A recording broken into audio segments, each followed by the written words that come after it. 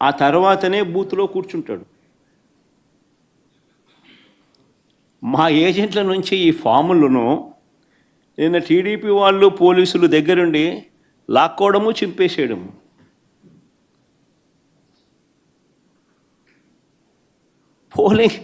Polling agent అనేవాడు లేకుండా election జరపడం అన్నది నేను ఎక్కడ చూడలా.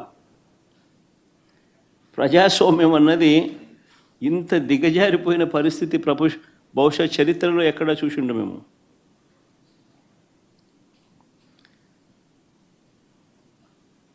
ఓటర్ వచ్చి తన పేరు చెప్పిన తర్వాత, ఓటర్ మామూలుగా ఎన్నికల్లో పోలింగ్ రూమ్లోకి వచ్చిన తర్వాత యూజువలీ ఆ ఓటరు తన పేరు చెప్తాడు గట్టిగా.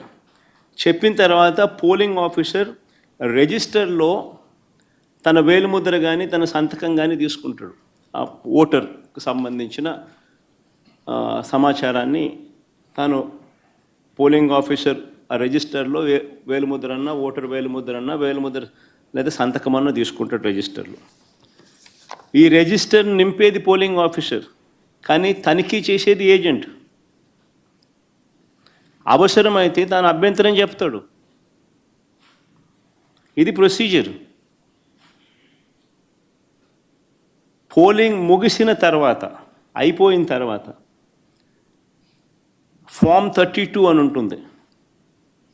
ఫామ్ 32ను నింపి ఆ బూత్లో ఎన్ని ఓట్లు వచ్చాయి అన్నదాన్ని రికార్డు చేస్తారు. బూత్లో ఉండే అధికారి ఆ రికార్డును ఏజెంట్కు ఇవ్వాల్సి ఉంటుంది. అంతేకాకుండా ఏజెంట్ నుంచి ఒక రిసిప్ట్ కూడా తీసుకుంటాడు ఆ ప్రిసీడింగ్ ఆఫీసర్. ఆ రికార్డుతో ఈ రిసిప్ట్ను కూడా జత చేయాలి.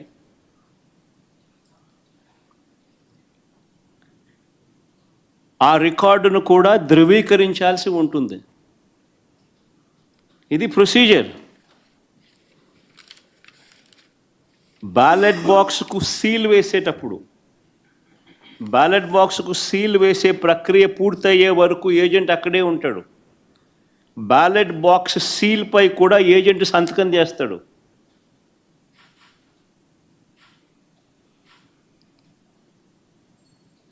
బ్యాలెట్ బాక్స్కు సంబంధించి సీల్పై కూడా ఏజెంట్ సంతకం తీసుకుంటారు. మరి నేను అడుగుతా ఉన్నా, మళ్ళీ ఇవన్నీ జరిగాయా అని అడుగుతా ఉన్నా.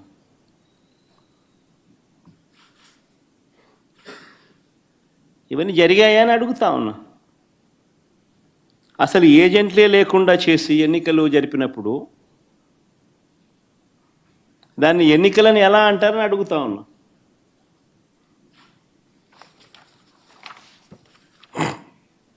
నిజంగా డెమోక్రసీలో ఉన్న ప్రతి ఒక్కరూ కూడా దీని గురించి ప్రశ్నించకపోతే, దీని ప్రజాస్వామ్యాన్ని కాపాడుకోలేకపోతే, గొంతు విప్పకపోతే ప్రజాస్వామ్యం ఇంకా బతకదు. అధికారంలో ఉన్న పార్టీ ఈ మాదిరిగా ఎన్నికలు నిర్వహిస్తే ఎన్నికలు అన్నది ఇంకా హాస్యాస్పదమే అవుతాయి. ఎన్నికలు పెట్టాల్సిన ఎన్నికలు ఇంకా ఏం జరపాల్సిన పనులా, ఇంకా మన ఇష్టం గుద్దుకోవడమే. కానీ ఎన్నిక అని చెప్పాల్సిన పని కూడా.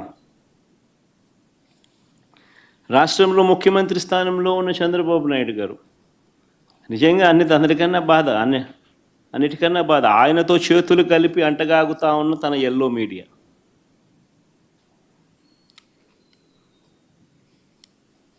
వీరి ఎజెండా ఏమిటి అని అంటే ప్రజలకు మంచి చేయడం కాదు, డెమోక్రసీని కాపాడడం కాదు, ప్రజలకు పాలకులు మోసం చేస్తే వాటిని ప్రశ్నించడం కాదు, దోచుకో పంచుకో తినుకోలో అందరూ భాగస్వాములు కావడం. ఇది వారి ఎజెండా. సిగ్గుపడాలి నిజంగా ప్రజాస్వామ్యం అంతా కూడా.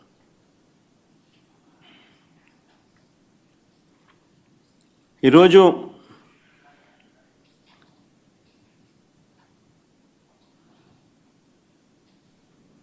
ఎంత దారుణంగా వీళ్ళు ఎన్నికలు చేశారు, ప్రజాస్వామ్యాన్ని ఎంత దారుణంగా